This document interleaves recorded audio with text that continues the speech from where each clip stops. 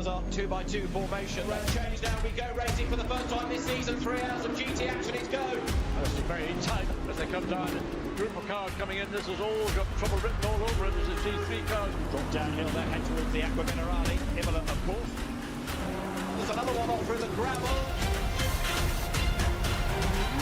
As wide as possible as they drop downhill, putting that truck inside line. Yes, Oh, he did. Through he goes.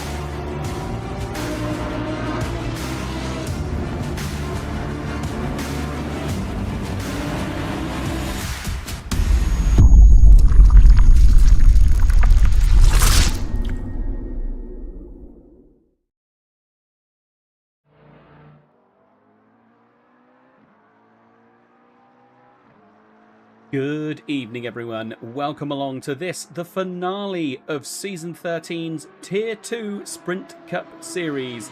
And what a race we have for you this evening here at Imola, with everybody pretty still much close in the championship. Matthias Weber has slightly pulled away with a gap of 71 points, but then Josh Waring, I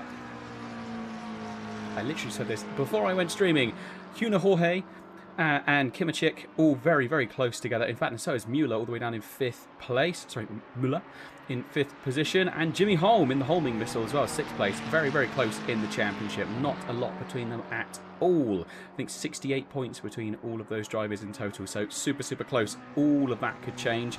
Weber with a decent lead, though, looking like he should be able to hold on to this as long as he finishes reasonably well in comparison. But Waring has had some seriously good finishes as well. He had a 3rd last time round, so if he can do that kind of thing again and Weber has a bad race, we might see some changes. But just coming to the end of free practice now, so not long, and we will go to qualifying. Free practice had a little bit of wet, a little bit of dry, so mixed conditions.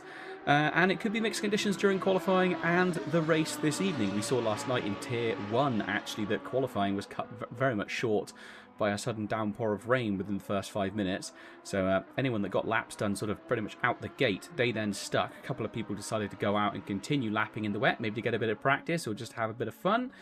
But generally, everybody abandoned and went back to the pits and had to wait out the last 10 minutes of qualifying. So possibly a similar story here this evening. But for now, just waiting as the clock runs down on practice and we get ready to go live for the last time this season.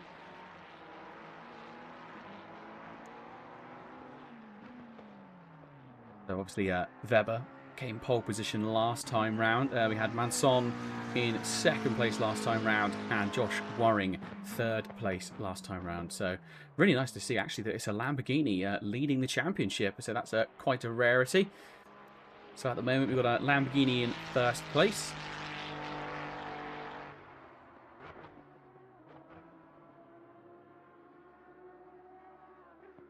Just seeing in the chat about enabling 4K streaming. I'm afraid it only goes out in 1080 at the moment. Something we can look to in the future, but at the moment 1080 is what we go for to ensure we don't have any dropouts during the stream. So apologies on that, but it should be 1080 by 60 frames, so it should be pretty good still to watch. It shouldn't be too bad. Here we go. Here is the beginning of qualifying. This is when it all gets put on the line. Who can put in the fastest laps? Who can get this done? Seeing who's first out the pits. appears to be car number 351 of Hamlin. Oh, and everyone absolutely pouring out the pits. Not a single gap between any of these drivers.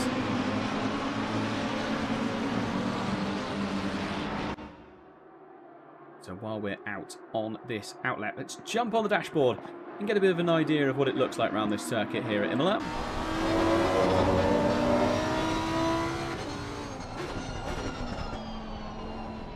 Going towards the end of Sector 1 now. Big thunder up the hill. That was...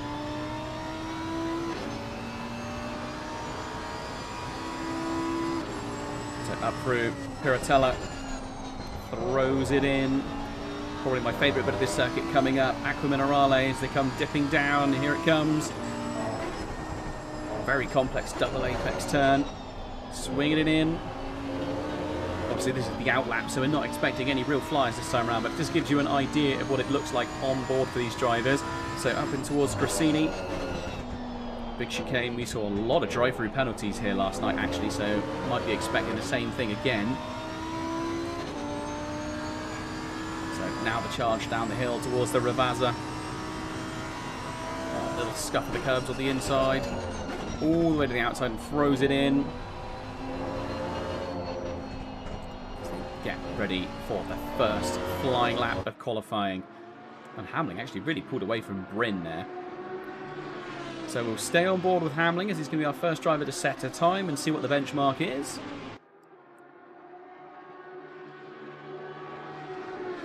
So Hamling actually has some really good finishes. At 5th place he finished last time around, 13th in the championship at the moment, and climbing has slowly been improving throughout the championship. Actually one of the few drivers looking at it that's actually managed to make it to every single race. A couple of the drivers haven't been able to. In fact, our championship leader Weber was unable to be in the first round. So it gives you an idea of how dominant he has been. He's basically been on the podium all but once he hasn't been there, and that was at the very wet Brands Hatch. He got a 4th place, and 4th is certainly nothing to be sniffed at. So it's looking like it's going to stay dry the whole way through qualifying. I imagine the drivers will be very pleased to hear that.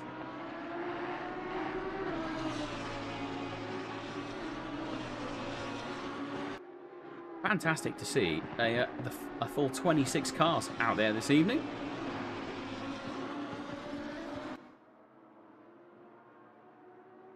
And once again, thundering up towards the chicane.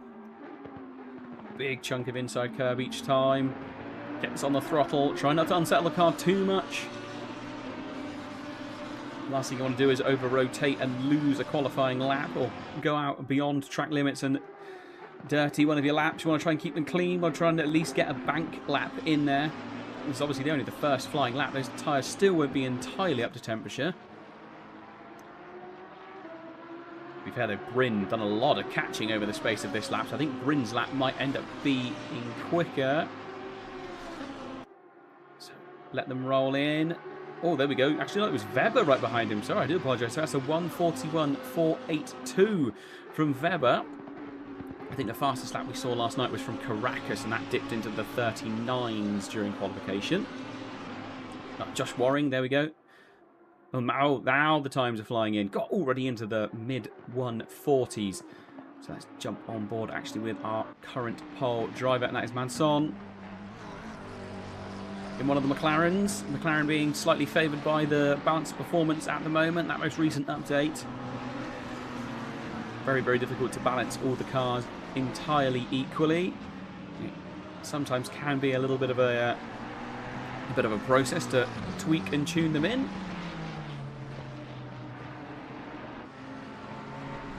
Josh Waring on a big improvement. Oh, here we go. And who did I just see there? Yeah, Josh Waring and Carglou as well. Let's jump on board with Carglou, actually. Currently running in 11th place.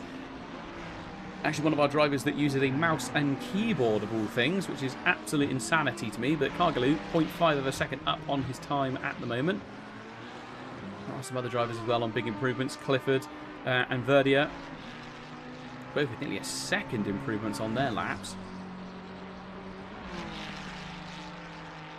Terminen as well, currently running in 22nd place with a 0.9 improvement at the moment. So as long as they can hold it together, these are going to be some nice big jumps up the order.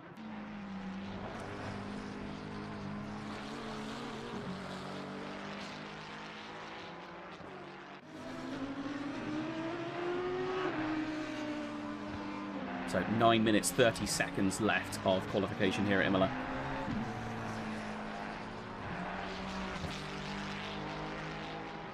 Jorge will be wanting to get the best he can, currently running in 5th place on the grid and 3rd place in the championship. And Carglu, where is Carglu in the championship? Let's have a little look. 9th in the championship, actually. So we'll be looking to hopefully get a little bit higher than 18th. Actually crossed the line in 18th place last time. This should be an improvement from him. A big improvement at that. So was in 19 as he comes towards the timing line. What will happen? Up into 5th place. Massive improvement from Carglu. Huge improvement. Oh, Josh Waring on a bit of a flyer. 0.3 up, but still very early in the lap. Let's see if we can jump on board with... Let's have a jump on board with Kevin Nars as he comes towards the line. Was in 22nd place as he's coming towards the line. Are we going to see an improvement here? Up into 17th.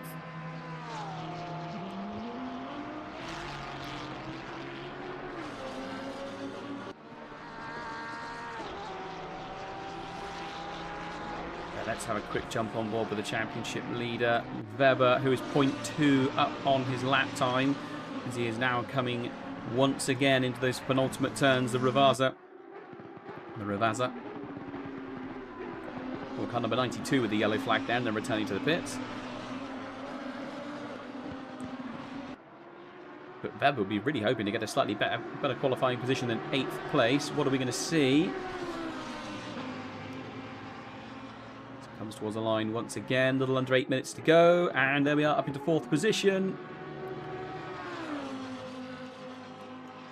Josh Waring, there we go, massive improvement for Josh Waring, a 1:40.490.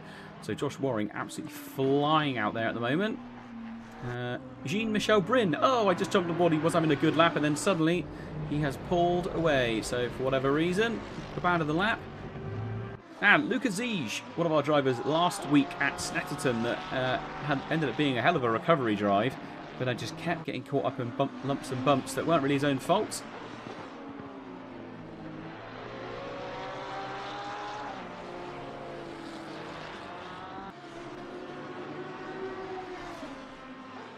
Ziege coming across the line, he's 0.5 up on his lap, it's going to be a big improvement. He's running in 23rd as he comes towards the line.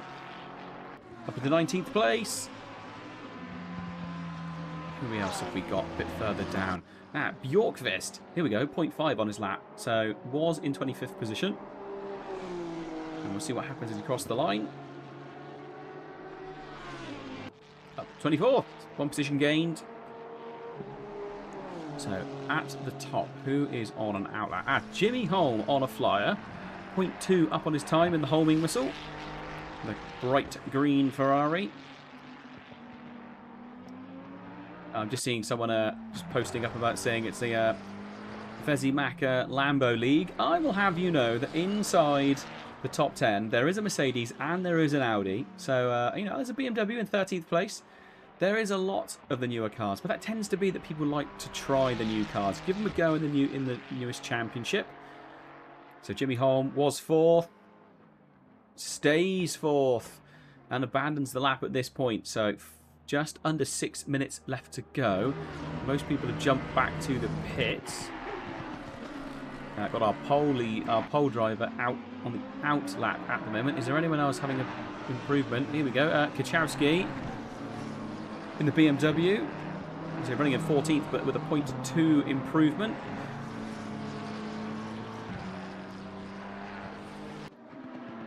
And we saw Gert Fischer yesterday in the BMW having a good drive here, actually. Especially as the race continued, seemed to really, really come alive. Actually now 0.5 up on the lap time. That car number 47 of Your Way Racing. So are we going to see a nice improvement here? It was 14th as he came towards the timing line. Should be an improvement. Yes, up into 5th place. Big, big jump up the order. And slots in just behind the homing missile.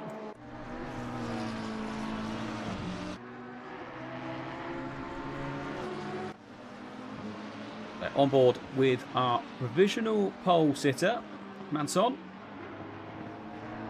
with the nearly on pace team. And to be fair, this evening it is on the pace. Absolutely flying out there this evening. So I know, as I did say earlier on, I know people have been saying that the the Macca is a little bit on the strong side, but to be fair, when you're in such close proximity with drivers of this quality, it doesn't always matter. Sometimes, you know, you think at the moment, even in Tier 2, there's a Honda. Look, there you go, 19th place, a Honda, which we would never expect to see. And we even have the great, the almighty, there should be a GTR out there somewhere. I thought I was about to click on GTR, but where has the GTR gone? I'm sure I saw he was in here this evening.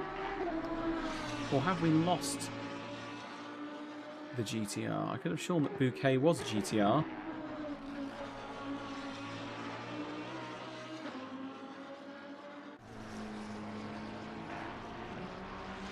Oh, maybe we don't have the GTR with us here this evening, which is a real shame.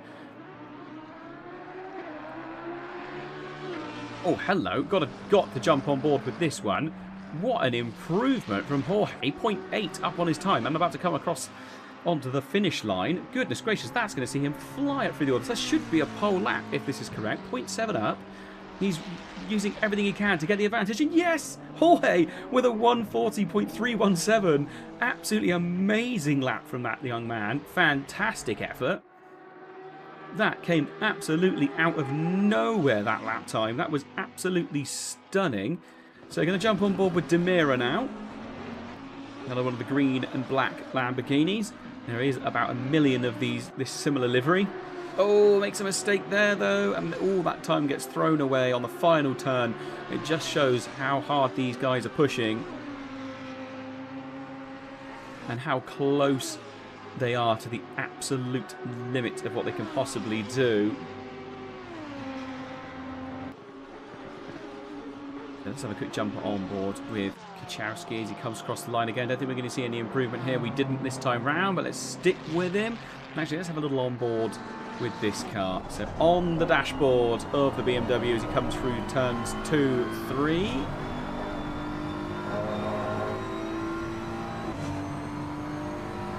Glorious sounding car. Again, throwing it into the second set of S's. Lots of overtaking happening here last night. Oh, there we go, and a car actually moving out of his way, letting him through. So through the hairpin of Toza. Using all the exit curb he possibly can as he thunders up the hill. Just under 2 minutes of qualifying left. Oh, did sound like the tyres maybe slightly washed out on the front for him there. Still pushing on hard into the double apex. Gets on the brakes, flings it in, gets it to stick, and there it goes, up the hill now. Up towards Grassini. Celebrate, the BMW is pretty good at taking the curves. Oh, and there was a curse of the commentator, I think, there. Over-rotates, makes a mistake, and is now 0.2 down on his time. Someone that was on an improvement was Arlavi, and that is the loudest. Oh, that was Rutter, actually. So where did Arlavi go? Arlavi jumped up to 6th place as he came across the line. My timing screen refreshed just as I clicked, but Arlavi in the Mercedes running 6th, which is an absolutely gargantuan effort in that great big thing. Fantastic to see a car such as this high up on the order.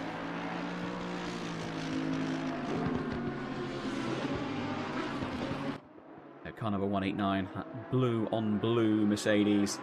Racing Team KWADI.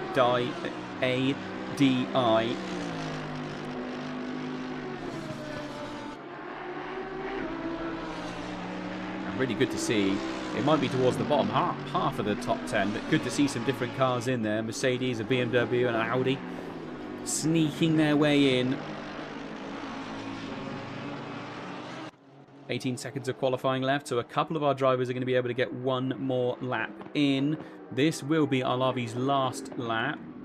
Oh, Kimacek, whereabouts on the track are you? You are quite a way through. This is another one of Your Way racing cars. Kimacek 0.1 up on his lap time, currently in 4th place on the grid as it stands. So Josh Waring on a slight improvement as well. Car number 34. Where that is on the track, a little way back. Oh, and Josh Waring having an improvement. Jimmy Holm, Victor Martin, all on an absolutely last-ditch attempt to get a position, but Kimichik 0.2 up, so most to gain at the moment for Kimichik. Coming across the line soon. Is it going to be enough to gain the position? Was in 4th place. It has dropped down to 0.1. Not quite. Stays in 4th place. So Jimmy Holm as well. Going to be coming across the line pretty soon. Oh no, he's... Oh, and there we go. It's raining right at the end of qualifying. It has just started raining. So anyone that was out there trying to put in an absolute whopper right at the end has actually had that cut short. We didn't think we were going to see rain towards the end of qualifying, but it just snuck in at the very last moment. So it was a little bit wet in qualifying yesterday for Tier 1, but it was dry throughout the race, so we'll see what it's like. There is the possibility of rain. It's not a whopping high chance, but there is a possibility that we might see a little bit of moisture out there. So we'll have to just wait and see how it goes. So let's have a little look at the timing board. So Manson in pole position, Jorge in 2nd, Josh Waring 3rd, Kimichik 4th, Jimmy Holm in the homing whistle is in 5th, Arlavi 6th, Victor Martin 7th, Kaczowski 8th place, Muller in 9th, Weber in 10th, Clifford 11th, Rutter in 12th, Schweidreski in 13th, Kargalu 14th, Cowley 15th. Terminen with a good finish, good qualifying there actually in 16th place. Verdier 17th place. Kevin Niles in 18th. Hamling in 19th. Bryn in 20th. Ziege in 21st. Demira 22nd place. Bouquet in 23rd. Bjorkvist 24th. And rounding out the grid for qualifying in 25th place is Louis Alexandra. And so far, it has certainly not been disappointing at all. It's been super close all through qualifying. In the chat, I'm now seeing Morphy saying, gimme rain, gimme rain. He's desperate to see a bit of rain. It does make for some fantastic racing, a bit of mixed conditions. So it's looking like the first 30 minutes of the race should remain absolutely dry. Who knows, though? That very much may change. So having a quick look at the championship points in comparison to where everyone is on track. So obviously leading the championship is Weber. Weber running in 10th place currently. Josh Waring, who is 2nd place in the championship, up in 3rd. And then Jorge in 3rd in the championship is 2nd on the grid. So Jorge and Waring are going to be pretty keen to try and get away. And to be fair, so is Kimi as well, running in 4th position in the championship and on the circuit. All of them going to be outscoring Weber all the way back in 10th. So he is going to have to hope and keep lots of fingers crossed that he does not get caught up in any kind of shenanigans on lap 1 and 2. When all the cars are completely stacked up, it can get a little bit dicey from time to time. So while we're just waiting for the outlap to begin, a quick shout out to our sponsors again this season of SIMSOK. This is what all the drivers are actually racing for this evening and all throughout the championship, all across AOR, even in Tier 1, is the chance to wear a pair of SIMSOKs, a nice free pair of socks. Grippy socks on the bottom. Supposedly, actually, we were speaking with Luke Whitehead last night, and he was saying if you don't wear boots, they are an absolutely fantastic thing to wear on your pedals. So maybe if you haven't quite got the setup that requires you to have boots, much like myself, there you go. A nice set of SIMSOKs can keep you those grippy pedals so you don't accidentally slip off and make a mistake. And our other big main sponsor is Driver 61's. Setups available, and obviously coaching and tutoring available as well. All the links to those are in the description below, and there is a link to our Discord, so feel free to sign up, get involved in the community. It's very much a community driven place, Apex Online Racing, and it doesn't matter what your level of racing are. It doesn't matter if you're much slower than these guys. It doesn't matter if you're incredibly slow compared to the Tier 1 drivers. There are usually 10 tiers of racing going on. There's actually 9 tiers of racing going on at this very moment, all across. So all the way from tiers 1 through 10. Sorry, tiers 2 through 10. They will all be sat in the same place that we are right now on the grid, waiting for the time to start so they can do their outlap. So everybody racing this evening. And because of that, there is no live stewarding. So any penalties you see appear in-game will be game generated. So that tends to be drive-through penalties for track limits and stop-go penalty of 30 seconds for speeding in the pit lane. Apart from that, everything else is done post-race. But here we are. Everyone's starting the cars now. You can see the cars dropping to the floor, getting themselves ready. And we will start the outlap. And Manson, who is running... So we did say earlier on, didn't we? Where is Manson in the championship? He's in a decent position, if I remember correctly. Yes, 8th place in the championship. He's only attended the last 3 events and had a second, a third, and a second. So very fast driver. We could quite possibly see him up on the podium again this evening.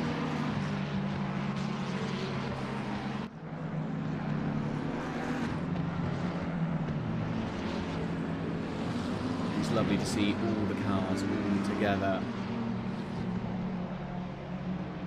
I imagine Weber all the way back in 10th place. Sim RC endurance team is he's maybe sort of feeling a little bit nervous. It's a good old way to climb up through the grid, and a lot of cars around him. He hasn't just got to worry about the cars in front either, he's got to worry a little bit about the cars behind as they all concertina into turns 1 and 2, and then again down here at Toza. You've got to be a little bit careful you don't end up getting collected from behind. It's not what anyone wants, but it is sometimes what happens. So, championship leader Weber starting from 10th. Josh Waring going to be starting from 3rd place on the grid. And Jorge going to be starting from 2nd place on the grid. So the top 4 is going to be McLaren versus McLaren versus McLaren versus McLaren. But I think it still should be quite interesting. And oh, there we go! There's rain in 30 minutes. Rain in 30 minutes, and that could really throw a spanner in people's plans. If you were planning on doing an early pit stop, now that's possibly gone right out the window, and you might want to try and hang on. And who knows how long it's going to rain for. At the moment, it's sort of saying light rain in half an hour. So I imagine Morphe is currently jumping around in front of his computer or living room. Very excited as his wish has come true. There's going to be rain here this evening at Imola.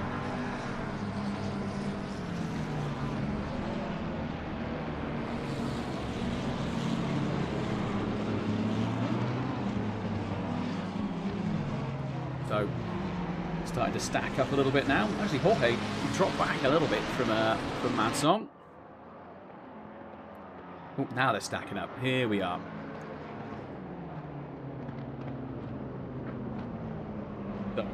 The cars stacking up as they come round the final turns and get ready for the first run down into turn 1. Jorge and Waring are going to be absolutely hoping that Weber gets caught up in traffic and can't make an absolute run for it. We're going to go to the drone cam to get a good view over our drivers at the very beginning of the race. If there is any major incidents on lap 1, we'll do our very best to jump back and watch the replays of them, but we do have to be a little bit careful sometimes. Good evening, Oliver Anderson. I see you here this evening. Thank you for joining us for AOR. Massively appreciated. You have joined just in the nick of time as well, as they are on their final run to the line, waiting for that light to go green. It's such a long way down. You think it's here and it's not. It's even further around the corner. It's coming soon. Manson going to be really hoping to get a good run, and so is Jorge and Waring. And the lights go green, and it is a good start by Jorge. Is he going to be able to challenge into turn 1? He's already got a bit of an overlap, and actually Kimmich already on the overtake of Waring. So down into turn 1. No yellow flags appearing quite yet. And judging by the timing board, it would appear that everybody made it through. Let's have a quick jump back on board with Weber and see how he is getting on, our championship leader at the moment. Seemingly clean from everyone so far. The Your Way McLaren just trying to go up the inside. Oh, over rotates and just about catches it though. So let's jump back on board with our leaders as they fly up the hill for the first time. fantastic effort from everyone involved to not get too bunched up and have any incidents.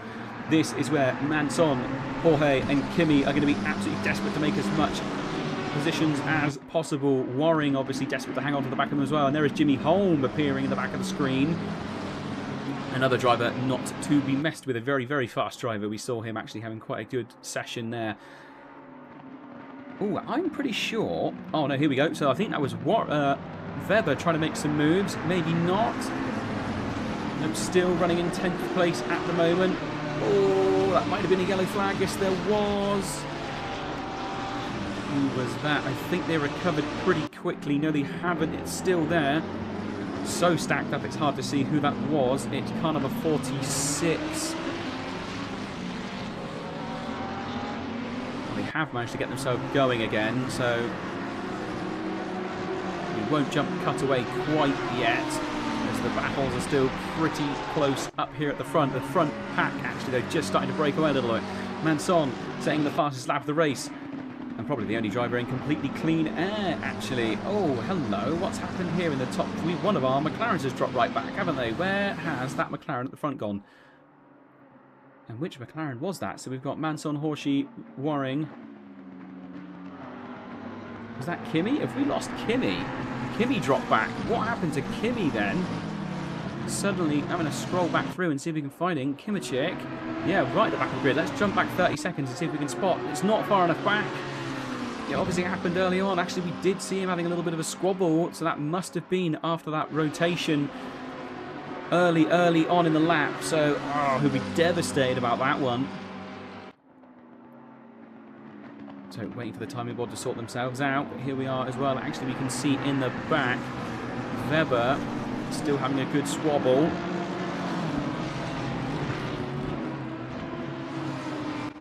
There we go, cut back to the live timing, fantastic. So this little squabble going on now. Kuchowski. Just about pulling away from Holm, I think. Victor Martin very much on the attack behind Arlavi. This is the battle for 4th place. Anything can be done here in the braking. He does look to the inside, but doesn't get enough of an overlap, but maybe just unsettling. Arlavi enough. Oh, Arlavi slams the door.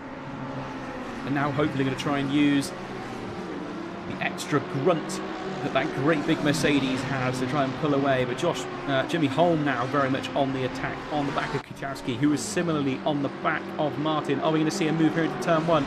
We saw the Ferrari struggling here on the pit straight yesterday to try and gain positions, but does look to the inside. There's a little bit of an overlap. Has to give it up, though. Wasn't enough to claim that apex and did have to back off ever so slightly. So at the moment, Weber has actually gained 1 position and is up to 9th place. I think that was more because obviously we saw Kimi drop back, so he did gain a position, but it was more through other people's errors as opposed to outright pace this early in the race. So Kevin Niles going to the inside there on Bjorkfest. Again, this lovely little battle back appearing. You can just see Kimi in the back of it actually trying to cut his way back through up towards the pointy end of the grid. Oh, and here we go. Bjorkqvist looks to the inside, gets a good run. Going to be on the outside though for Aqua Minerale. Can he do anything? God, what a move! Trying to go all the way around the outside. Surely not. Still side by side. Unsettles the car a little bit, but the Honda just with its sort of superior grunt compared to the Ferrari that is now super defensive. Bouquet going absolutely... Oh, sorry, this is Niles going super defensive. Finally gets away. Oh, and Kimi trying to go around the outside. Oh, super wide. Does get the move done, but went way off track to try and get it to work. And he is still going to be on the outside as they get towards the bottom of the hill, unless he's got enough of an overlap. Yes, he does. Gets through. Gets the job done. So back up to Robert Arlavi for the racing team KWADI, being chased down by Victor Martin. And that Lambo looking very, very racy indeed. Let's see if we can jump on board that rear wing of the Mercedes. There it is. Oh, goodness, look how quick the Lamborghini is in the braking zone compared to the Mercedes. I mean, the Mercedes had everything blocked off. There was nowhere to go around, but super covered. Oh, and then actually just looking at the weather now, what was going to be light rain has now turned to sun with clouds, so we might stay dry. Only 6 minutes of the race done so far, so still plenty of time for things to change. But at the moment, it looks like it's drying off slightly, and our top 3 have seriously broken away. Arlavi, normally at this point I'd be saying maybe a bit of a cork in the bottle, but I don't think he is. I think it is just the pure pace of those McLarens absolutely flying away. I think that also probably explains how Kimi is sort of managing to battle his way up through quite quickly. Verdier having a nice battle here as well. Going to jump on board quickly with him. So it's Lambo versus Ferrari. So you do love the split livery of this RSGT and P1CE Huracan. Guessing that would explain the split livery for the RSGT and P1CE. And there you go, that's the RSGT side of it that we just saw there. Lovely purpley pink.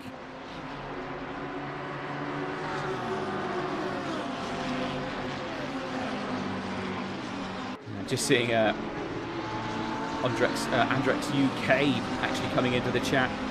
It's also the summer season, so there is a lot of new names and faces here, and some of the really common names aren't here.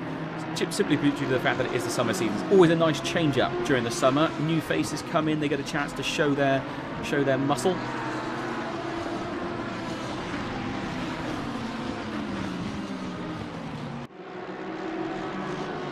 So, at the moment, Muller is still holding off Weber. So this is the battle for 8th place.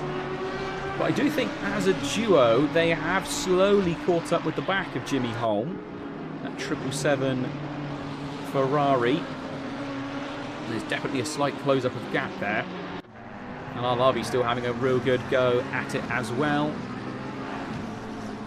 We'll jump back on with Verdier, who actually is now side by side. Not quite able to make the move, has to abandon it into the chicane, but super wide for Verdier on the exit there. Not going to be able to do too many of those before he starts getting penalised for it. I would not be surprised if he got a track cut warning at that point. Obviously you don't want to get too many, otherwise you end up having to have a drive-through penalty. Yeah, Cargaloo, yes, he is a mouse and keyboard driver, which I still find absolutely baffling. I think that is the reason why he runs the same stability control 88% livery, the same as Black Goldsaw, a famous controller driver, obviously from Tier 1, but it makes sense. I do not understand how anyone can have the hand-eye coordination for that. I definitely would not be able to do that one. You can barely drive with a wheel.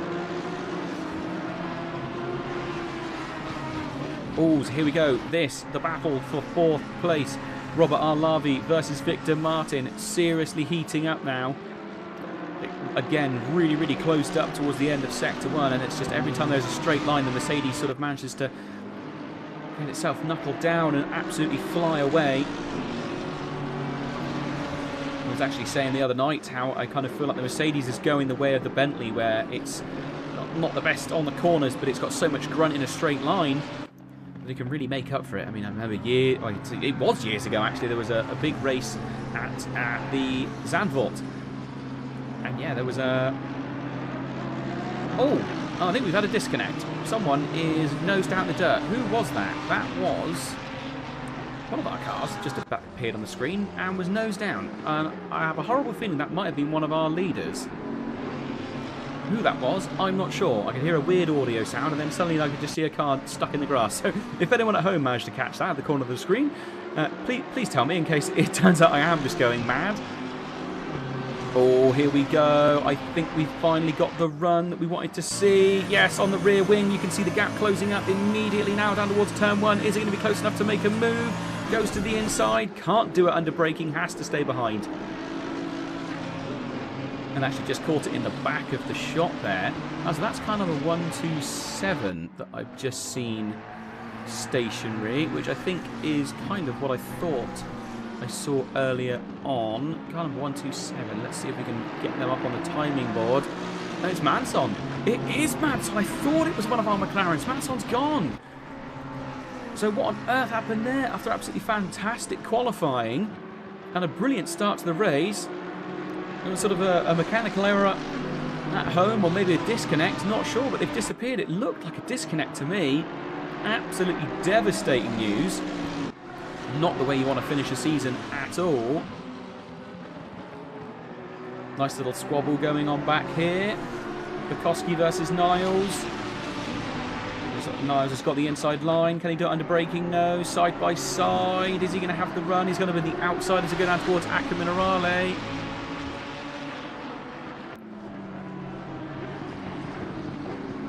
Not able to do it. Has to jump back in behind and is now under attack from Hamling, who is absolutely no slouch whatsoever. Back up to this battle again. Verdier versus Cowley now.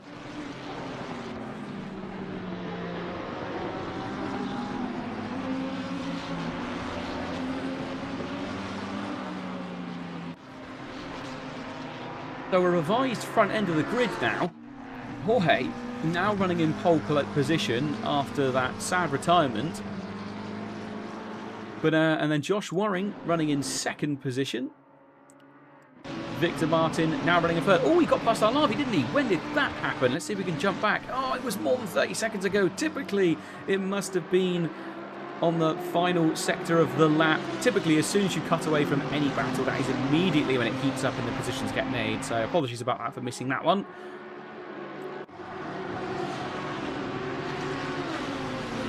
So having a quick jump on board with car in 15th place. Jean-Michel Brin. Another stunning looking Lamborghini. Running in 15th. Has got Kimi behind him. I believe that is Kimi.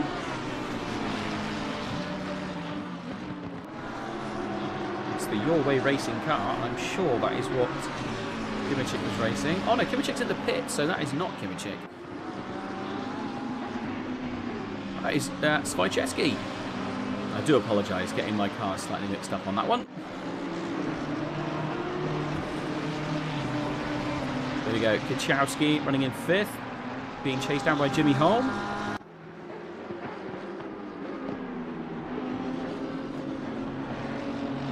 As those Mercedes tyres go off, is it ever so slightly starting to come the way of the BMW now? As I think the Mercedes is ever so slightly starting to struggle.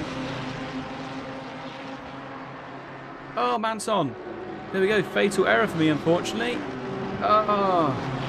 So that was a hardware crash at home, and so, well, after an amazing start. Oh, Jimmy Holm to the inside, not able to do it. Muller looking to take advantage as well. Stay on board with these three for just a little while. And all while this is going on, Weber, championship leader, looking to try and gain a position. We saw him just poke his nose to the inside, having a little sneaky look. He's not going to want to push it too hard. Oh dear. And there we go. Weber goes to the inside. Can he get it done? It's going to be two wailing V10s as they fly up the hill. Bit there.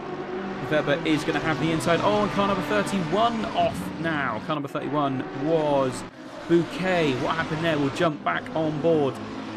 So was running in 17th. And what happened here? Seems to be kind of on his own at the moment, so unless it was a mistake on his part, not sure.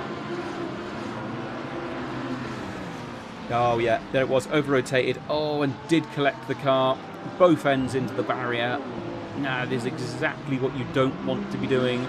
So we'll have front and rear end damage on that aero. And so we jump back with Kachowski being chased down by Jimmy Holm. Jimmy Holm, 6th place in the championship. Siata! Good evening, sir. I see you in the chat, one of our Tier 1 drivers. Thank you very much for joining us here for the Tier 2 coverage. Much appreciated.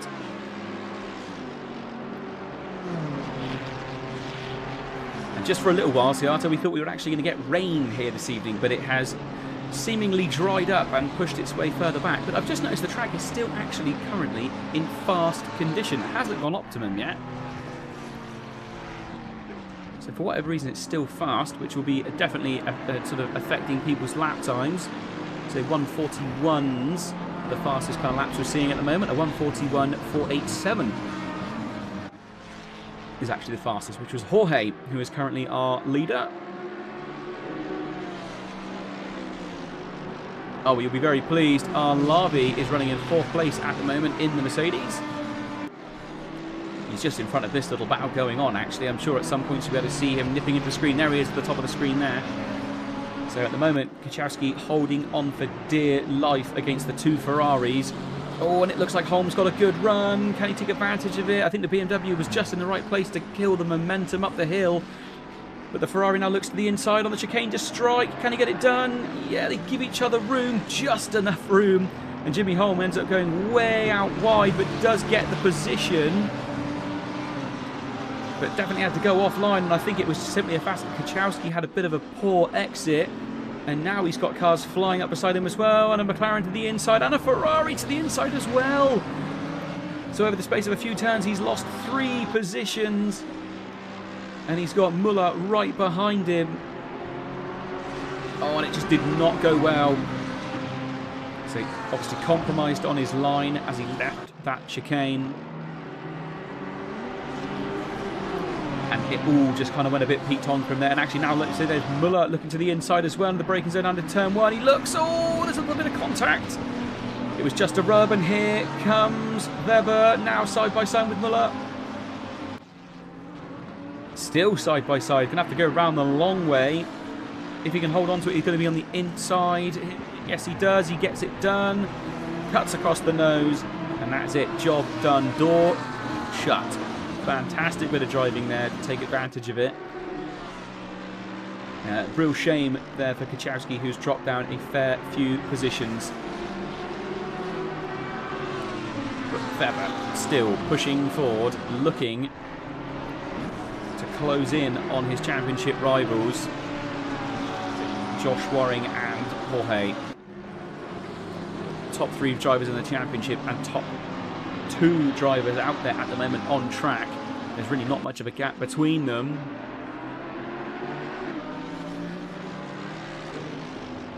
So let's jump back with Jimmy Holm a little bit further back in the grid. In fact, then let's jump even further back. Michel Bryn, who's having a nice little battle with Schweikowski. Sorry, Schweikowski. So this was a little bit closer a minute or 2 ago. And they've just opened up. I'm just seeing someone praying that we'll see someone in the Jag or the Aston one day. I mean, up to this point, we did have a GTR with us racing, which was quite the shock, to be fair. Actually doing quite well. That was Toulouse running 16th in the championship. Had a really good season, to be fair, for that car, and it's yeah, put in some absolutely fantastic races.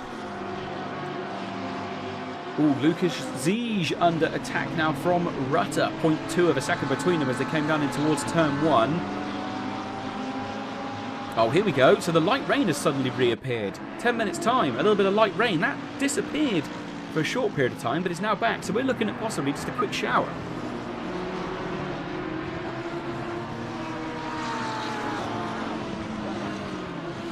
So quick shower could mean that people are going to try and stay out on slicks rather than coming in and going for full wets. And then appears to be, at the moment, it's saying light rain in 10. And then cloudy around that. So it'll be interesting to see what happens, whether or not that rain really does come in. I'm sure there'll be some drivers absolutely desperate for it that maybe are running a slightly safer setup. And then other drivers who are really just hoping to take advantage of a full dry setup. They will now be wincing and hoping that nothing too bad happens. Someone I imagine who's hoping it does stay dry, though, is going to be Jorge, who's running in pole with a nice little gap to his name as well. He's going to be desperate if it stays dry. So Jonathan Clifford here under attack from Verdier. Car number 999 versus car number 882. Two very, very different looking Lamborghinis.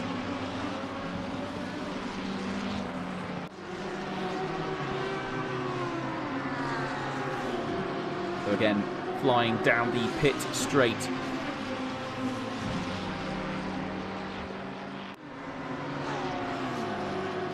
And to be fair, it looks like Clifford actually got a good run out that final turn and a bit of a break away. And he's currently pulling away ever so slightly. Not a massive gap growing, but there certainly is a little bit of a gap starting to grow. Cargaloo and Jimmy Holm, they are now a little bit tighter again though. Cargaloo on a real charge. Absolutely flying out there this evening. Again, Ferrari versus Ferrari.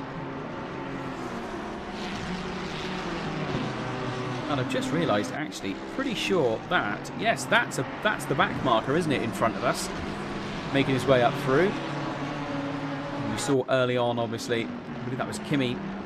Oh, and the rain's disappeared again. It might come back. You never know. It's been a bit of a strange one. It's been in and out. It certainly looks pretty horrible out there. But I say no actual rain on the horizon or falling as we can see. Jump on board the dashboard now of Jimmy Holm. I say there's no rain on that windscreen whatsoever, but those skies certainly do look very daunting. It's again flying down the pit straight. So this is the 12th time he's been down here. Oh, here we go. Nice little battle coming along here now. Oh, it looks like Cargaloo did end up making it past Kachowski. Oh, no, Kachowski now looks to the outside of the turn one. Not able to do it there. Oh, there's a little mistake, and there's a rotation. Oh, right goes Cargaloo, and also catches Muller. That is not what you want to see. I don't think brakes were held there either. So we're going to jump on board with Muller and see if we can spot it from the drone cam and see what happened. You can see all the cars up in front as well. Oh, Muller will be desperate. So here we go. There's the overtake. Top of the screen. And just goes deep. And then there's a slight bump and over rotation. Round the car spins. And oh, it's a side-by-side. Z's just avoiding the incident. And everyone flying through. Oh, but Muller now down into 11th place. And he'll be very, very disappointed with that, I can only imagine. A few incidents here this evening, sort of mainly just sort of accidents on their own, to be fair, but still. So jumping on board with Cargaloo, who obviously we saw with that rotation, now all the way back in 15th position, and I imagine he's going to be travelling with quite a decent amount of side damage as well. So how that has affected the way the car feels, not sure. No one has decided to pit this early in the race. Actually, no, tell a lie. Turman and Kimachik and Bouquet have all pitted. Oh, and there we go, actually. Cargaloo comes into the pits, obviously thinking to himself, no, there's no point. I'm carrying too much damage. Might as well come in and get it done quickly. So hopefully we see that car back out on the circuit quickly. But 15th place when they went into the pits.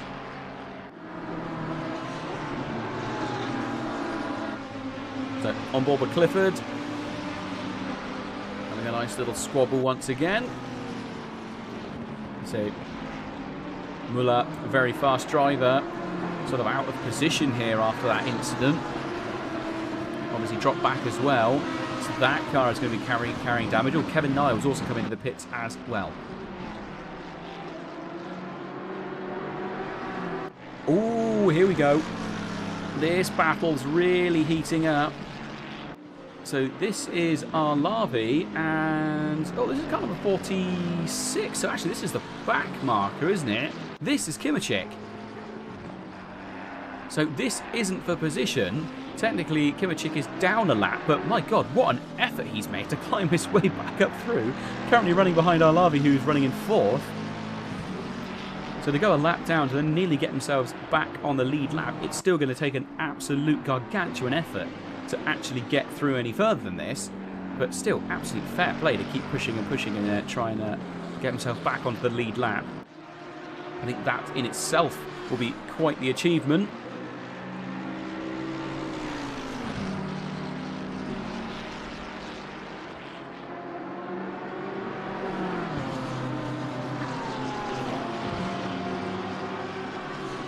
Kuchowski versus Weber.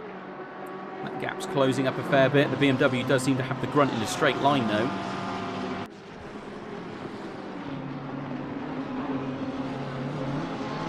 One of our closest battles on track.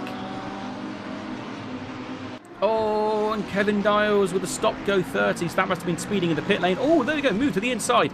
Weber trying to go through. Kuchowski not giving it up that easy and does manage to come across. Is he going to be able to cover the nose? He's not going to be able to. He's going to be on the outside. Can he get a bit of a switchback? Throws it back to the inside. I think, though, Weber has got that done. And Ziege looks like he's going to try and do the same thing, catching up with the back of Kuchowski pretty quickly. Ziege, great run up into 8th place at the moment. And here's the rain. It barely appeared on the screen, but suddenly here's the rain. We weren't sure if it was coming or not, but here we go. This is when absolute madness could descend. The braking zones for everyone are going to massively change. If you're running a completely dry setup, this is where you're really, really going to struggle. Ziege gets a really good run there. The BMW is struggling to put the power down with none of the weight of the rear tyres compared to the Porsche. Can he get it done? Ziege gets it done in the braking zone. Brilliantly done. And Ziege pushing forward now. Absolute carnage could ensue here. And again, Clifford having a nice little battle back here as well. Suddenly, all the gaps are going absolutely bonkers. Here's another one. Verdier versus Bryn. And really, Jorge has got the worst of it all. He is out there forging the path, seeing what is doable, how wet is it in places. Oh, here we go. There's another one coming on. This is Rutter versus Kuchowski. Rutter looking to the outside of the turn 1. No, they dives back to the inside under braking. Can't do anything. Bjorkvist coming to the pits, and that Honda, maybe that's coming in for wets, I'm not sure. Or maybe just hoping to maybe get the worst of the wet done while he's in there just having some tyres done. But it is absolutely coming down. Cats and dogs out there now. And I imagine lap times are tumbling. Yeah, most people down by at least a second, if not more at the moment. I imagine the Porsches are probably rubbing their hands together now in these greasy conditions. They've got the ability to get the power down just that little bit better as they exit the turns. It's Verdier battle. So Verdier versus Bryn. Again, Bryn having a real good look, but not quite able to make it past. And there we go. We can finally see the P1CE side of the car here.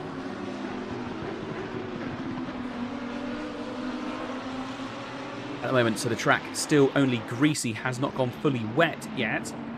But I don't think it's going to take long before it starts going green then wet. So this could be up to 10 minutes of rain. It's probably going to be a case of people staying out there, just trying to keep it going on the tyres they've got. Kuchowski still very much under attack here from Rutter. The BMW maybe feeling a little bit safer under the brakes. Gets it done.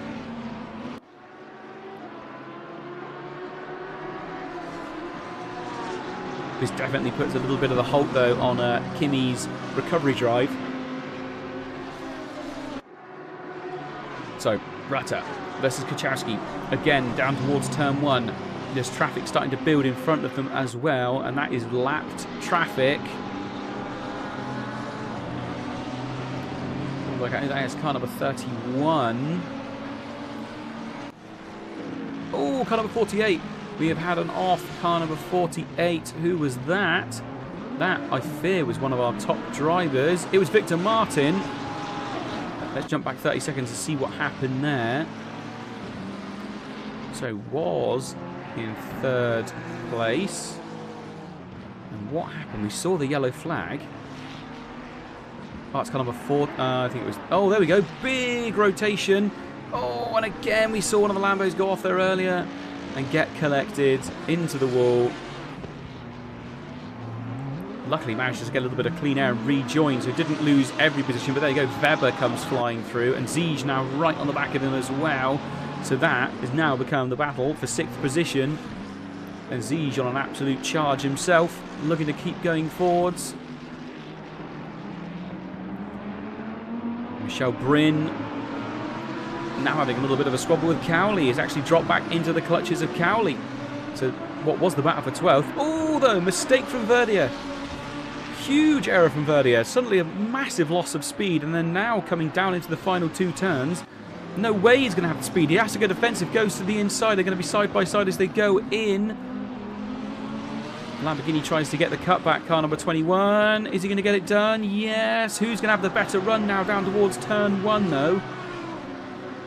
And Verdier decides to come into the pits, obviously deciding, no, let's just get it done, get the pit stop done. So it is now Bryn versus Cowley.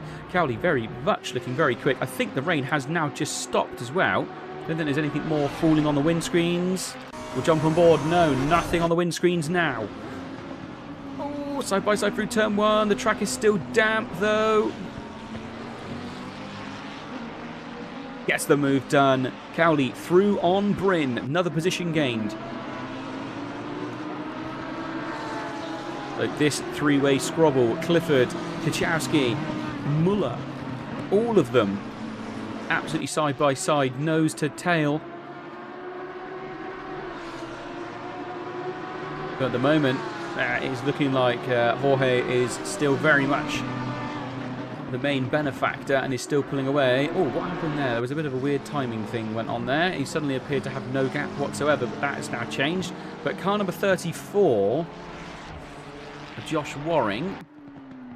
Now, according to my timing screen, is incredibly close to Arlavi, but that's not the case. It's having a bit of a wobble as there's some back markers between them.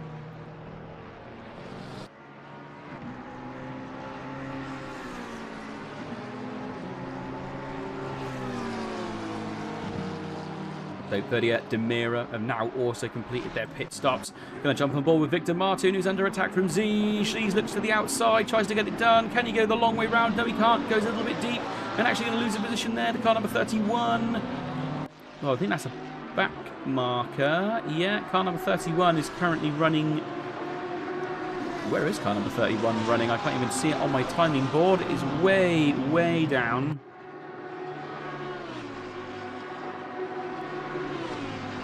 Ah, there we go. Yeah, there's Bouquet running in 24th place we just saw there. Ah, there we go. Muller into the pits. So, James Cowley versus Bryn. This is the move we saw got done a few laps ago. Oh, a little mistake there from Cowley. But he does appear to slowly be opening up the gap. We're going to jump aboard with Jimmy Holm versus Arlavi. Oh, hang on. There's been a change of position here. When did that happen? So we're going to jump back. Was that a mistake from Arlavi? I'm not sure. Arlavi going super slow. And Jimmy Holm came flying up behind him. Is this a mistake, possibly, from Arlavi? Yes, goes deep, goes into the gravel. Loses all that momentum. The Mercedes unable to put the power down. And there we go. Jimmy Holm, the homing missile, shoots up the inside. And through it goes. I still can't get over the fact that it looks like the Ferrari's got a little drinking straw on the top of it. It still makes me chuckle every time. I still want someone to bring out a big cup with a straw on the top of it that is Ferrari shaped. I think it makes so much sense. If you have a 3D printer at home, come on, make it happen. Somebody at home make this happen. But Jimmy Holm obviously really enjoying these slightly mixed conditions. Arlavi not so much.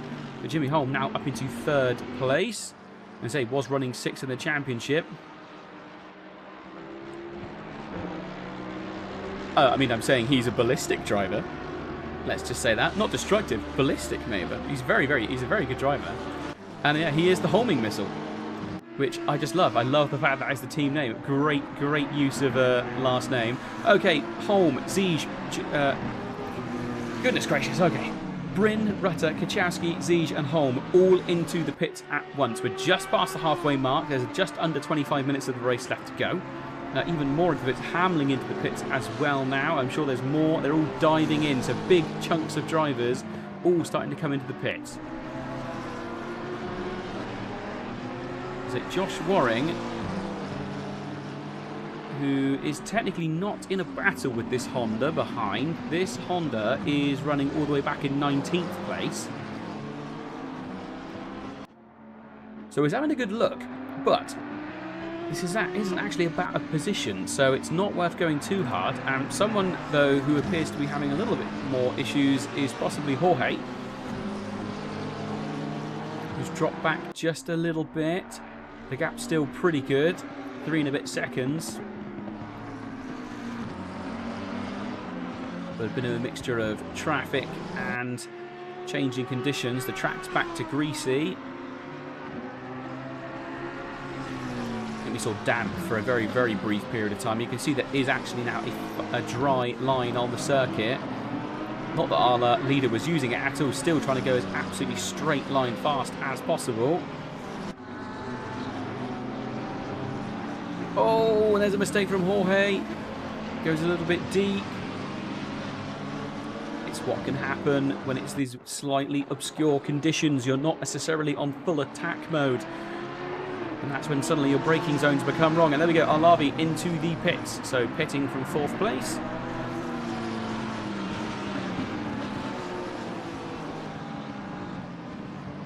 Big jump back on board with Cargaloo. We saw him obviously have an incident earlier on. And sadly got collected by Muller as well.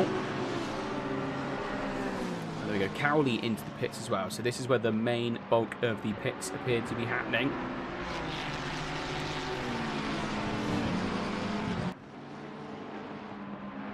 This could be the main time when maybe Kimi can gain some more positions actually after this pit stop. So Victor Martin, and I believe that is Clifford right behind him. Oh, it's not. There's a back marker between them again. You sort of quickly think, oh, we've got an amazing battle just coming up on the screen, and actually it turns out it's back markers. But to be fair, at the moment so Martin isn't going to be able to see that number on the front of the Lamborghini and won't necessarily know that it's not the Lamborghini he's battling for position. So if car number 31 is going great guns and is much, much quicker, it might be worthwhile letting him through. Or is at risk of getting into a bit of a tangle with the car. Oh, and there's a mistake. Oh, for both of them actually. They've both got a little bit over-rotated. So this trio. Oh, there we go. Coming into the pits now. Josh Waring in 2nd place.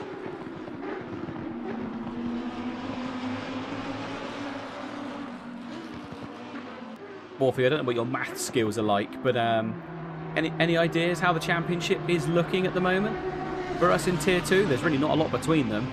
I definitely can't do the math and do the commentating at the same time. So if anyone at home can do the math, how is the championship looking if they cross the line in these positions? We'll wait for the pits to be done, actually. Let's wait for the pits to be done. Then I'm hoping someone at home might be able to quickly work out some maths for me. But Jorge, obviously, who's running 3rd place in the championship, absolutely flying. And Weber in 5th place, but now is pitting as well. So Clifford and Weber coming into the pits. Josh Waring is on the out roll. So where is he going to come out? He's going to come out into lots and lots of clean air, to be fair. The 777 car, I think he's going to come out in 7th place, if I'm not mistaken.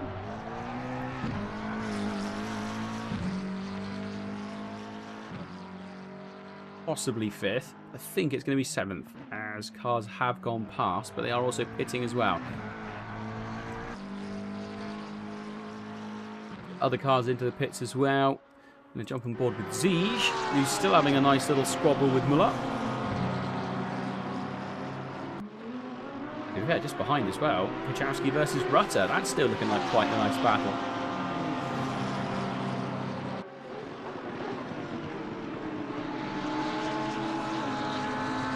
Are we going to see something here? So we've got Kuchowski and Rutter coming up on that recently exited the pitted car.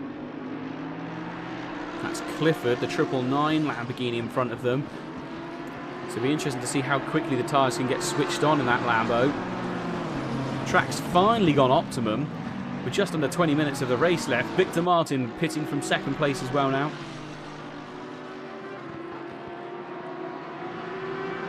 But suddenly the squabbles are starting to heat up quite consistently. Ziege, Muller having a real good squabble.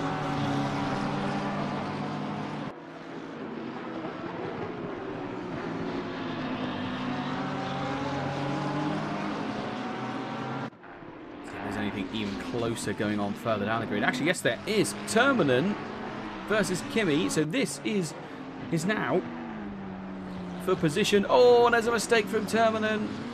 And through goes Kimi. He's going to have enough of a run, I think, to get it done before the chicane. Yes, he does. Kevin Niles appears to be completing his stop-go 30.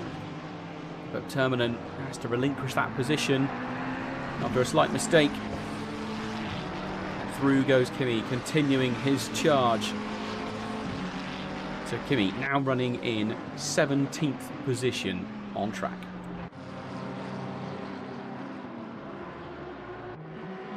This is the battle for 12th place.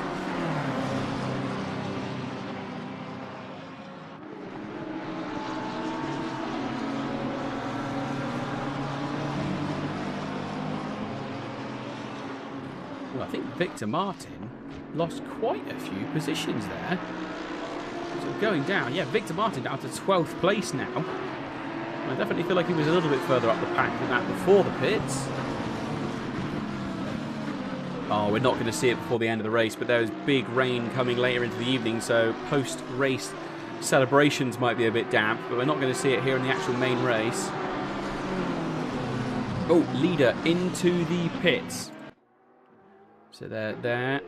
Louise Alexandra as well. And Josh Waring, where on the circuit is he? Coming down towards the penultimate turn.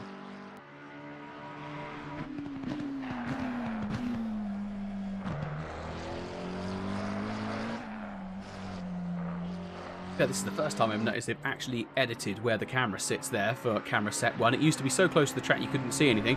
So Carnival 43 is on the exit roll, but is it going to be enough? Josh Waring on an absolute charge. I think he's going to take away pole position. Surely there's no way that Jorge's going to have enough of a run. He's not. And through goes Waring. So for the first time, Jorge is not on pole position. Immediately on the fight back, to be fair. But now the top three consist of Jorge, Waring and Jimmy Holm. Jimmy Holm had a great race. Look at Waring really having a good squabble with Jorge. Jorge on cold tyres, desperately trying to get out the pits and get something done. He'll want to regain that position. They're right next to each other in the championship. Waring, realistically, is just a little bit ahead. There is only... what is the gap between them? So 358 for Josh Waring and 343 for Jorge. Really not a lot between them at all. So Waring will be very happy to be outscoring Jorge at this point. But can he hold on to it? 16.5 minutes left of the race. All the pits are now complete. So as you see the squabbles, that is how it is. And yes, keeping an eye on this pole battle for now. Can Jorge turn the tyres on and get on after Josh Waring?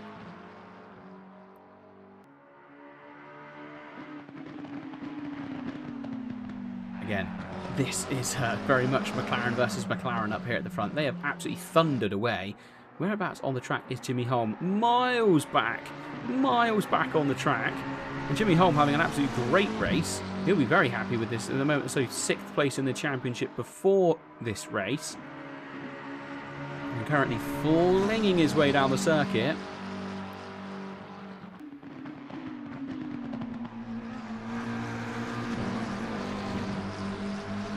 .5 minutes left of the race now. It does appear that Josh Waring is just starting to edge away a little bit. These two right at the front. We're going to cut back to a different battle with Ziege versus Muller.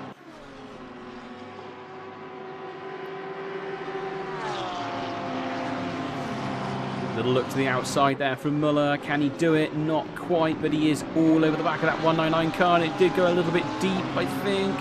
Is that going to compromise the exit? Has Muller now got a chance to get alongside, get his elbows up beside that Porsche? Not quite. He needs to get a move on because he's got some very, very quick guys coming up behind him as well. Squabbles all across the field. This is the main one to keep an eye on. So all the way from 6th back to 10th. I believe that is Rutter at the back of this pack. And it's nice. Victor Martin is the back of this pack. He's a little bit further back than everyone else, but he is pushing forward and attempting to get back up on top of them. Clifford, the bright greens filling to this sandwich. It's a difficult place to be in. He's got 2 cars behind him that are squabbling, but obviously as soon as Kuchowski has the opportunity, he will be going on the absolute attack. But then he's also got to try and look forward to Muller, and Muller goes to the outside in the chicane. Not able to do it in the brakes. Can he possibly get it on the exit? Not sure. Oh, round goes Rutter. Oh, and I think Victor Martin got involved in that as well. I think it was the slightest touch, if they did actually touch. So we'll jump back. Oh, actually, there we go. It was Victor Martin going in that actually ended up giving Rutter that great big rear end bump. So technically no positions gained, lost or gained, but definite time lost there. Rutter will be probably pretty upset about that one. Gone from being in the closest battle we've seen so far this race to now being sort of in free air. And as I imagine Victor Martin's probably going to have to give him a little bit of breathing room, maybe for a lap or two. Maybe not go immediately on the attack before we can really start pushing for it again. So Kuchowski now completely released from defensive mode and is now in full attack mode. Ziege and Muller still absolutely at it as well. Oh, to be fair, now look, Rutter and Martin not sparing any time, immediately on the big push.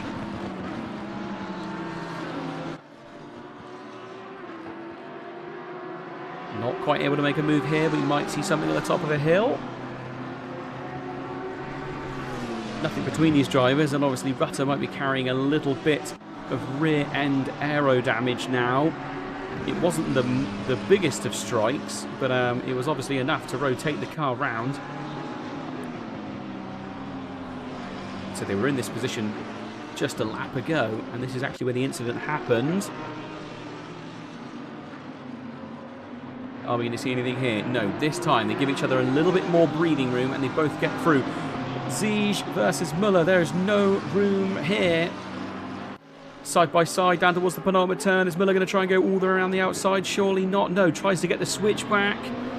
Got to be careful not to fall into the hands of Clifford, though. And who's going to have the better run? In fact, let's look over the rear wing of that absolutely screaming Porsche. And look at the difference in speed that Muller has. He's absolutely gaining on him. Surely down into turn 1, we're going to see a change. He goes to the outside. He looks like he's got a slight overlap. Can he get it done in the brakes? Oh, there was a little bit of contact. And Muller's got to be careful. He now doesn't get collected by Clifford. He doesn't. Ziege holds on to it again.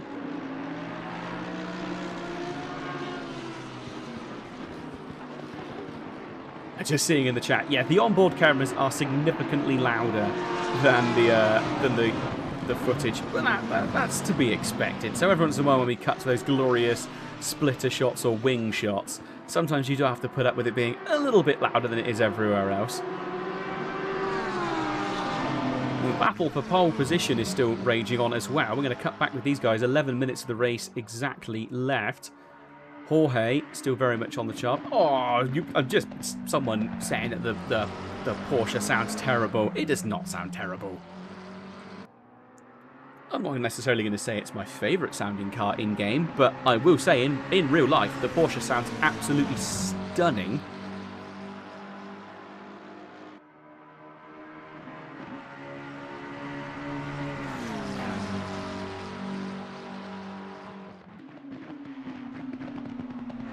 Just seeing in the chat as well, I'm not even going to begin to try and pronounce that name, asking if Jimmer is driving, I believe you're on about Jimmy Holm, the homing missile. Yeah, running in 3rd place, very much all on his own at the moment though. But having an absolutely stonking race out there this evening, flying away. And I think it's only because it's 2 McLarens he's chasing that he's not able to catch them.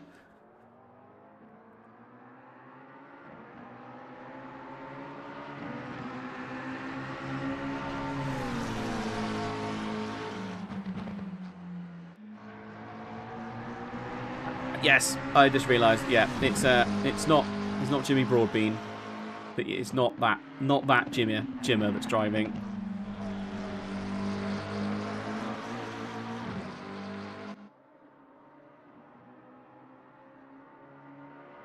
I don't think he ever actually really plays ACC. Plays lots of other games. Don't think he's on ACC that often. Oh, here we go. Possible move Jorge, after a few laps of getting his tyres fully up to temp and in the right window, does look to the inside under brakes. It gets the slightest of overlaps, but not enough to really make anything work. But these two absolutely neck and neck.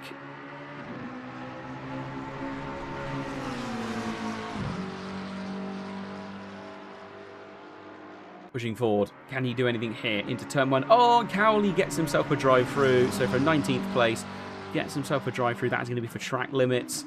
Easily done. Oh, and car number 510 actually with that drive through also jumps off the track. Oh, it does appear to have completely retired from the race at this point. That's a shame. That is a real shame, but obviously deciding last race of the championship, not worth the hassle of continuing on. Little battle that's also heating up here. Rutter versus Kachowski.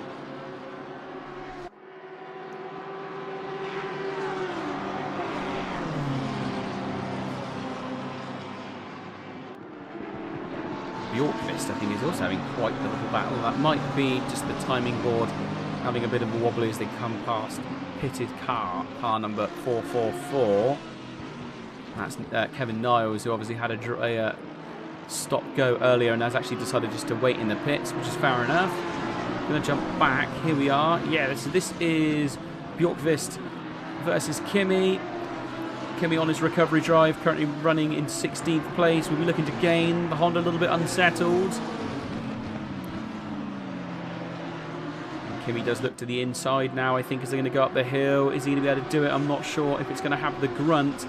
That Honda is still no slouch in a straight line.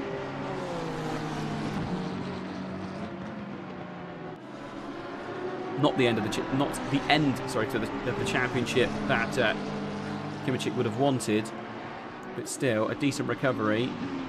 Right, going to jump back on board with this little three-way battle. Kachowski very much now getting nibbled away. Rutter slowly catching up with the back of him. Clifford now trying to get away, maybe go after the back of Muller. Hasn't been able to. And Muller, to be fair as well, has not been able to take over Ziege, but they are now on the pit straight again, and we saw a lap ago that the Audi had the legs here, and so we'll have the legs again. They're looking towards turn 1. Muller already looking to the inside, now goes to the outside. On the brakes, dips back in behind. Obviously, oh, there's a mistake! And Ziege loses the position. So Muller just providing enough pressure for long enough to finally get his way through, and through goes Muller and released now to try and go after the back of Weber. But I think that gap is possibly going to be a little bit too big to try and make anything work. Just over 6 minutes left of the race. Ziege will be kicking himself about that accident, but he really does need to sort of get his head back together and see if he can stay in front of Clifford. But Muller will be very, very pleased with that, managing to get away. Already starting to put a little gap, probably 2 car lengths between them already. So the pole position battle, that's still going on. Oh, car number 333, we saw a yellow flag pop up. That is Demira. So, oh no, not, that is Demira. Oh, Bouquet and Demira with nearly identical cars. Oh, it's because they're on the same team, Virtual Drivers by TX3. That would be why. Those 2 cars incredibly similar. Then it's Bjorkqvist again battling out with Kimichik. British Chicane absolutely nose to tail. Kimichik all over the back of his heels like an angry Jack Russell at the postman. There's no escape for Bjorkqvist. He's got to try and make it to the gate, or the proverbial gate, before his heels are clipped. Still pushing forward. Just under 5 minutes left of the race now, so it should stay dry all the way to the end. We did have that weird little bit of surprise rain earlier, but I'm pretty sure it's going to stay dry all the way to the end of this one. Are we going to see a move here? Eclipse Racing Esports. Dennis Bjorkqvist goes defensive to the inside. Kimichik looks to the outside under braking. Can he get it done? No. Goes for the switchback. Has he possibly forced the mistake? No, he hasn't. The Honda keeps pushing forward, and actually Kimi appears to have made a bit of a mistake, and now Hamling is having a good old sniff around the back of him. Hamlin on a real charge suddenly. Where that sudden bit of pace from, not sure. That was just absolutely flying out of nowhere. All with the battle for pole positions on. And actually, there we go. Jorge goes up the inside, gets it done. They're still side by side as the end of the final turn. And he does, he finally gets it done. Both of them right out into the gravel. Jorge does lose the gain the position though. Whether they're side by side. Josh Waring coming back. Under 4 minutes of the race left. And our leaders are side by side down towards turn 1. Josh Waring does appear to have regained the position. But again, Jorge now in the tow, just towards the braking zone. Can he do anything? Can he make a dive to the left? Yes, he can. He goes deep. Oh, there's a little rub between them. The door was very much slammed on Josh Waring's face there. But I just want to say it's really hard racing between the two of them. I don't think there was anything really dirty there. The pair of them just absolutely giving it their absolute everything. And it's fantastic to see two drivers so close to each other in the championship as well. Just absolutely stretching their legs and going for it.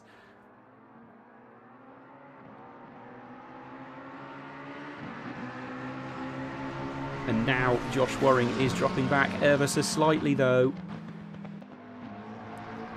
Is it going to be a case of getting his head back together and push to regain that position? But Jorge will now be looking to do what he was doing at the beginning half of this track, of this race, where he was the dominant force. He stayed at the very front for most of the race. Oh, little move in the background there. Looks like Victor Martin trying to go on the attack against Rutter.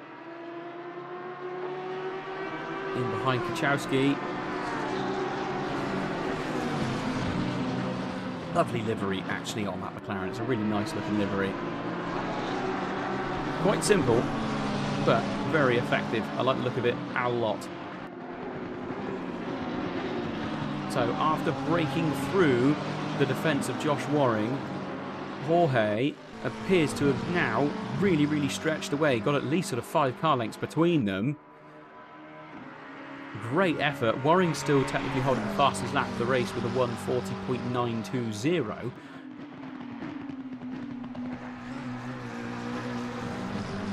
Under 2 minutes of the race left. So there should be this lap and one more I think we're going to get out of this, depending on the pace of our leaders.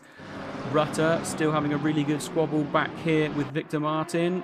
We'll keep an eye on this one as they come down the pit straight. I think the McLaren's probably going to have the legs here. Let's have a jump on that rear wing. There it is. There's the rear wing shot. Looking back into the braking zone. You see Rutter absolutely clobbering the curbs, and Martin behind as well. Absolutely doing his best impression of a space hopper as he comes flying through those sausage curbs. Absolutely neck and neck. There is nothing between these drivers whatsoever. Oh, a little bit of a squirrely moment there from Martin as he came out of that second set of S's. They both make it through, and they both continue to push. And Robert Arlavi now under attack from Weber. So Weber, who came from quite a long way back, I think it was 10th place at the beginning of the race, now up into 5th and is now battling out for 4th place. Doing his absolute best to try and get there. Really nice to see something a bit different up sort of in this pointy end of the grid within the top 5. Arlavi having a really good race. Had some bad luck this season, to be fair.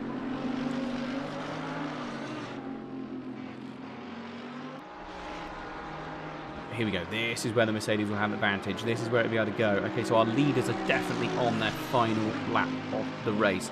Are we going to see a massive Josh Waring assault? I don't think we are. That gap is still opened right up. To be fair, it's not worth maybe losing it completely yet. Time has gone to 0. This is definitely the final lap of the race. So looking at the timing boards.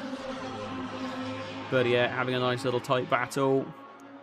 The Arlavi battle, as far as I can tell, has opened up just a little bit. After that pit straight, the Mercedes showing its might and pulling away. Here comes Weber again.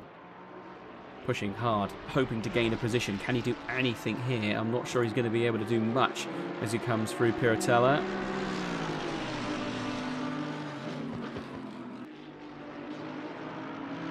Weber not able to regain anything there. And actually our leaders coming towards the very end of their lap.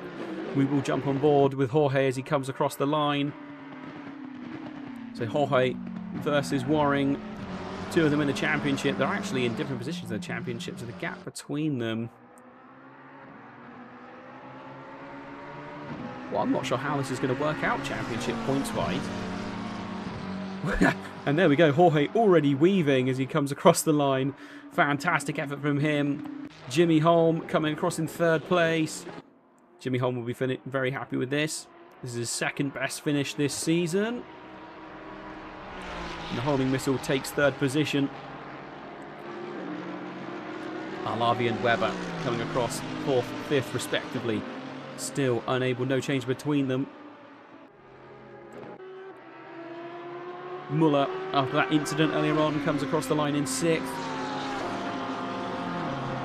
have we got anyone taking it all the way to the line? Yes, Dennis Bjorkvist is still absolutely taking it to the line.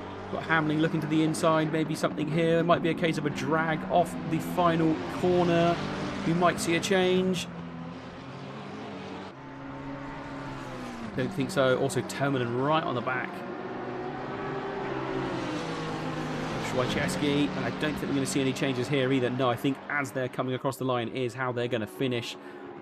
That's pretty much all the cars out there coming across the line in their respective positions. I think Demira is our last car out there at the moment, running in 22nd place. Running with some fairly serious front end damage. As they come across the line. Fantastic effort from everyone here this evening. Oh, there we go. So 22 cars finished, 26 cars started, 22 finished. That was an absolute fantastic end to the championship. I mean, I think everyone at home surely enjoyed that as much as I did here in the booth. So let's have a final rundown of how the cars crossed the line. Jorge, pole position. Josh Waring in second. Jimmy Holm, third. Arlavi, fourth. Weber, fifth. Muller in sixth place. Ziege, seventh. Clifford, eighth. Kachowski, ninth. Rounding out the top 10 is Rutter. So continuing on, Victor Martin, 11th. Bryn, 12th. Pekoski, 13th. Verdier, 14th. Kimachik, 15th. What an absolutely fantastic, amazing recovery drive from him. To go a lap down and then back up to 15th. What an effort. 16th place, Bjorkvist. Hamling, 17th. Schweicheski, 18th place. Termanen, 19th. Louis Alexandra, 20th. Bouquet, 21st. And Demira, 22nd. Cowley, Cargaloo, Niles, and Manson sadly not finishing. And obviously we saw Manson with the disconnect earlier in the race. Oh, and actually we do have some people jumping in to have a nice little chinwag with us. So we will pop to a slightly better looking screen and we will go from there and we'll drag our winner from this evening in for an interview.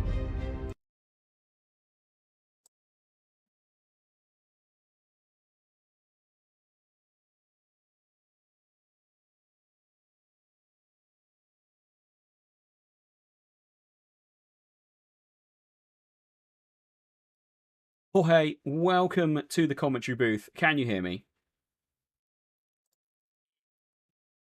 Why on earth can I not hear you? Everyone at home can't hear you, so hold on one moment and we will just...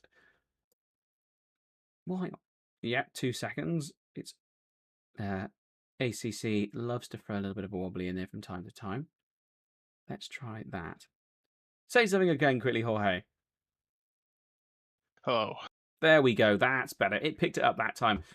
Absolutely fantastic effort from you this evening. Obviously, we saw you in qualifying, qualified in second place. And then after Manson had that very unfortunate disconnect, you inherited the lead.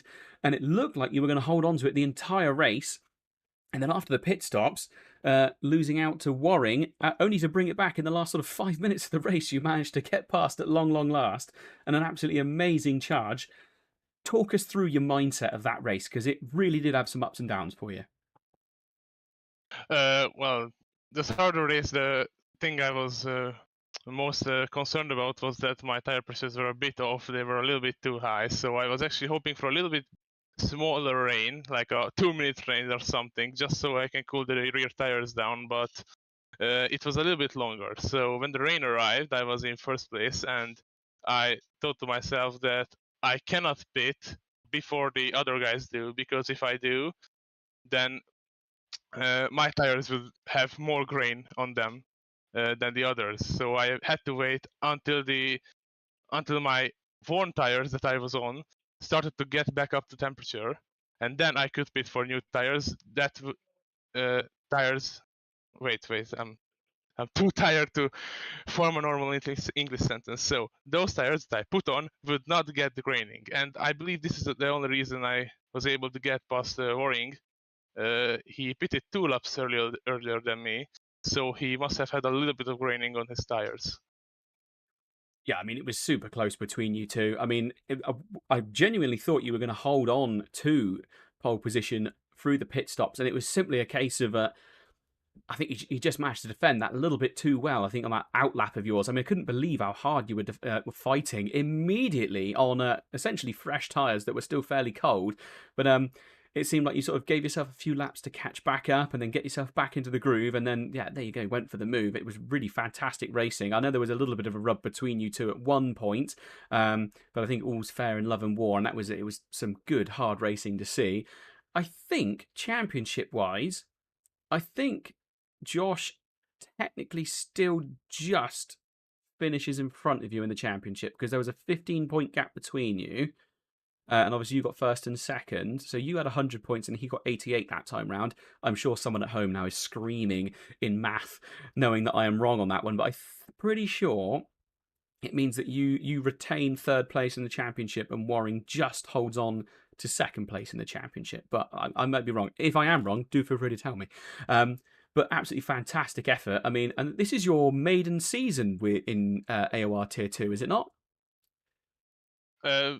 I think I took part in the previous season with a Mercedes, but it was terrible. I don't want to consider it a season. So yeah, it basically is the first season with a competitive car. Fantastic. Maybe a little bit too competitive, the McLaren. Yeah, I know the most recent balance of performance has been sort of brought into question a few times by people, but it happens every single time. It won't last forever. The McLaren might be the favoured car at the moment, but I'm sure in a couple of weeks' time, suddenly something else will be the favoured one. I mean, remember when the Honda was everything that everyone ever wanted, and now it's suddenly become a car that's sort of not as strong as it was. And same with the BMW M4. There was a little while where that car was nearly unbeatable, and then suddenly it's very much a mid-pack car again. So it's one of those things, doesn't last forever. Might as well make hay while the sun shines and use it. And luckily, you chose that car at the beginning of the championship, and it came out very well for you. To be fair, running third in the championship, and obviously there was one of the rounds you couldn't make, which was Laguna Seca. But you've had some great finishes this race. A first, a second, another first, sorry, a first, a third, another first this evening, and a couple of sort of top 5, top 7s. Really well done for you all the way through this season. A massive round of applause to you, Jorge. And am I pronouncing that right? Is it Jorge or Jorge? It's neither, actually. Oh, I'm so sorry. I heard someone else pronounce it last week as Jorge, and I was like, oh, that's how you say it. So I apologize profusely. I will. I heard so many variations. Actually, no English person has pronounced my name correctly, because it should be Jorge. But right. I know for next time. What I got used to is Horchi. So actually, if I'm talking with an English person, I tell them to call me Horchi because I got used to it. So feel free to call me Horchi as well. Fantastic. Well, there we go. I will know that for next season, and I very much hope you are here. Maybe Tier 1, maybe Tier 2. We'll have to wait and see how all things come around next season. I do hope you rejoin us. I'm going to... any last words before I call it a night? And we're going to get in the championship winner, Mr. Weber. Yeah, I want to congratulate to Weber as well, and to everyone else finishing the championship. It was a great time, and I hope we'll see everyone else on track next season. Fantastic. I think it's sort of into the autumn is when the next season comes around. Don't know the exact date. Did hear rumours of September, so we've got a little way to go. Sort of 6 to 8 weeks, I think. So a nice little break for everyone, and we can hopefully rejoin the racing when the weather's a little bit cooler for everyone. But thank you ever so much again, and I will see you next season. Yep, see you as well. Bye-bye. Oh, Weber was there, and then Weber has just disappeared. So let's see if I can get him back, because I'd like to speak with Weber. I think this happened last time. I had to immediately say, come back to him. And then he came back into the booth. So we'll hopefully... There he is. He's back. He disappeared for a brief moment. Matthias Weber, can you hear me, sir? Yes, hello. Absolutely fantastic season from you. A great race from you as well this evening. It was a great big dive all the way back up. Well, it was 10th place you started, and obviously then finishing in 5th overall. It was a really good, strong effort to stay out of trouble for all of that time, it has to be said, especially with that little wet patch we had in the middle. But congratulations, sir. You are the winner of Season 13, Tier 2 at Apex Online Racing. So I think collective round of applause for you. Talk us through your season. How's it felt? Well, at first, thank you.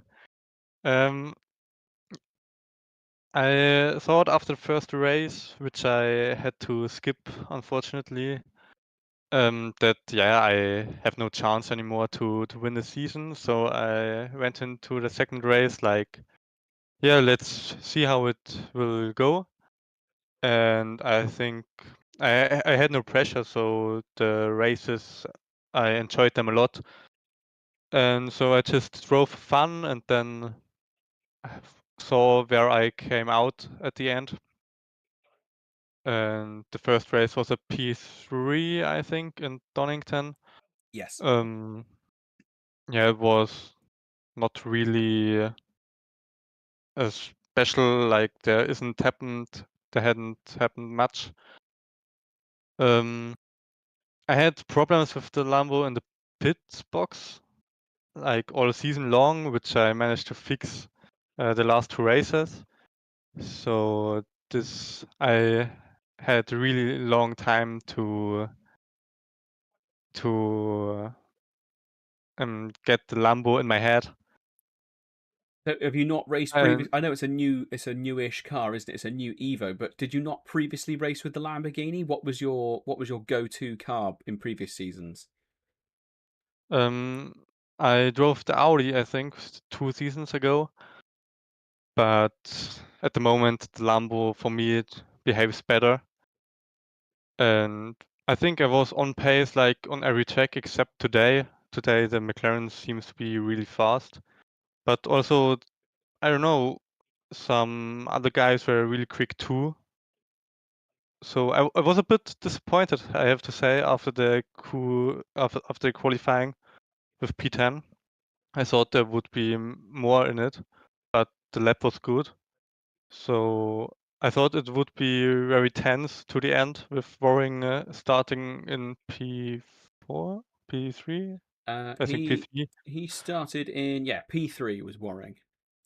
Yes. But the race itself, it went really good. It was kind of aggressive in the midfield pack, but I liked it. Were some good racing in it. And looking forward to next season.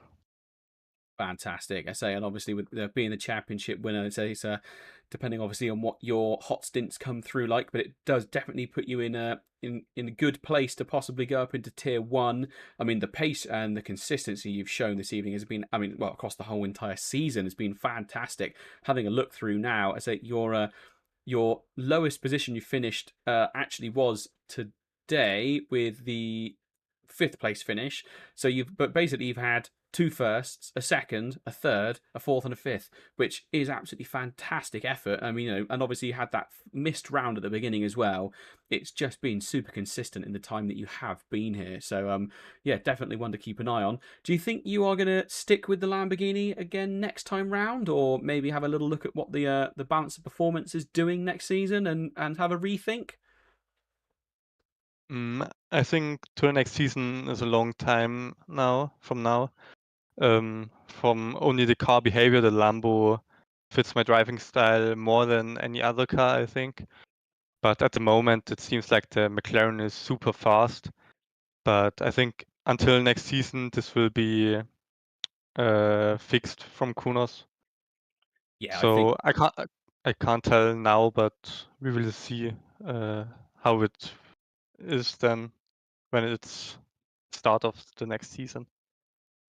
so. Looking forward, everything a little bit uncertain, but that's the way we like it here with racing sometimes. It certainly means that, next season I'll suddenly be going, hang on a second, he wasn't in a Lambo last time round, or such and such. It's when people change cars. That's when it gets slightly confusing, and I get used to seeing someone in a particular car, and then suddenly they're not. So I'm sure you will keep me on my toes next time round, whether it be Tier 1 or Tier 2.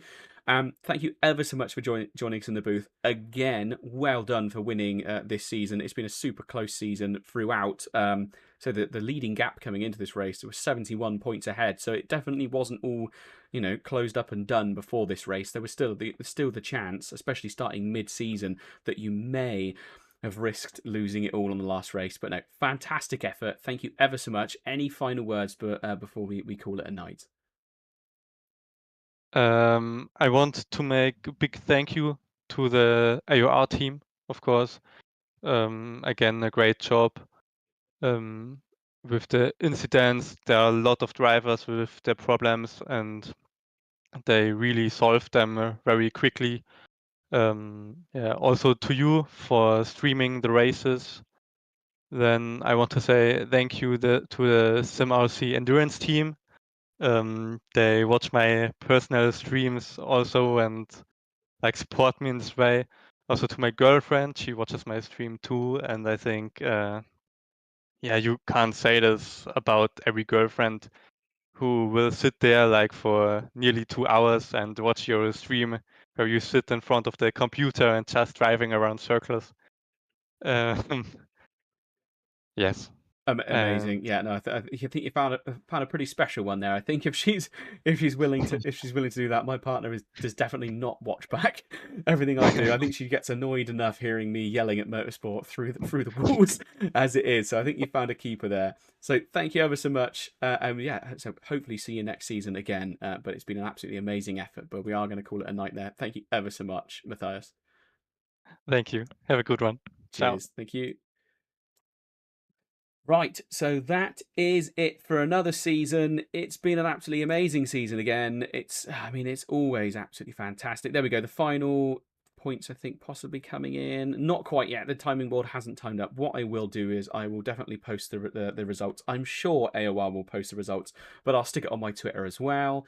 All the links to all those bits and pieces are below us in the description. But again, huge shout out to Driver 61 for their sponsorship this season.